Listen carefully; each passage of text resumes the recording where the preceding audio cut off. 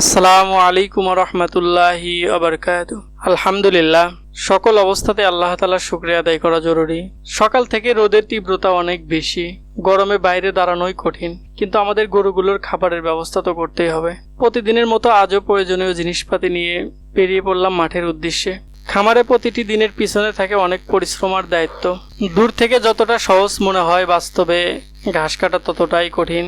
রোদের তাপে শরীর ক্লান্ত হয়ে যায়, তবুও কাজ করতেই হয়, কারণ এই ঘাসই আমাদের গরুর প্রধান খাদ্য। যাদের একটু স্বাস্থ্য বেশি তাদের রোদের ভিতরে থাকা একটু বেশি কষ্ট হয়ে যায়।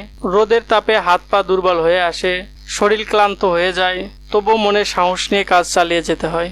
কারণ একজন খামারির কাছে পশুগুলো শুধু সম্পদ নয়, পরিবারের মতো। অনেকক্ষণ পর ভালো পরিমাণ ঘাস কাটা হলো। এখন সবচেয়ে কষ্টের কাজ, এই ভারী ঘাস খামারে নিয়ে যেতে হবে। মাঠ থেকে খামার পর্যন্ত এই পথটুকু পার করা মোটেও সহজ নয়।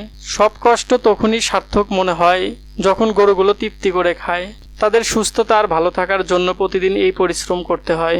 অনেকেই শুধু খামারের সফলতা দেখে, কিন্তু এর পিছনের কষ্ট ত্যাগ কেউ দেখতে পায় না। রোদ, বৃষ্টি কিংবা ঝড় কোনো কিছুতেই একজন প্রকৃত খামারি থেমে থাকে না। এমনকি ঈদের মধ্যেও খামারিদের প্রচুর কাজ করতে হয়। প্রতিদিনে আমাদের সমানভাবে কাজ করতে হয়। আমাদের এই জমিতে আমরা এক মুঠো জৈব সার ব্যবহার করি নাই। আমাদের এই ঘাসে আমরা 2 বার মুরগির লিটার দিয়েছিলাম, তাতে আলহামদুলিল্লাহ অল্প সময়ের মধ্যে প্রচুর ঘাস হয়েছে। আমাদের এই ঘাসগুলো দেখতে যতটা বাড়তি মনে হয়, মোটেও এত বাড়তি নয়। আমাদের পাড়ার কিছু পোলাপান্ত কুশেল ভেবে অনেক ঘাস ভেঙে নষ্ট করে ফেলেছে, যদিও অনেকটা মিষ্টি লাগে এই ঘাসগুলো। প্রচণ্ড রোদ থাকার কারণে আমরা বিলের জমি থেকে ঘাস নিয়ে আসি না। আমরা একজনের কাছে বিলের জমির ঘাস বিক্রি করে দিয়েছি, যেহেতু আমাদের অল্প গরু, এত ঘাস লাগে না। যাই হোক, সবাই আমাদের জন্য দোয়া করবেন, আমাদের খামারের জন্য সবাই দোয়া করবেন। আল্লাহ তাআলার জন্য আমাদের খামারের মধ্যে বরকত দান করেন। হাসবুনাল্লাহু ওয়া নি'মাল ওয়াকিল। বান্দার জন্য আল্লাহ তাআলাই যথেষ্ট।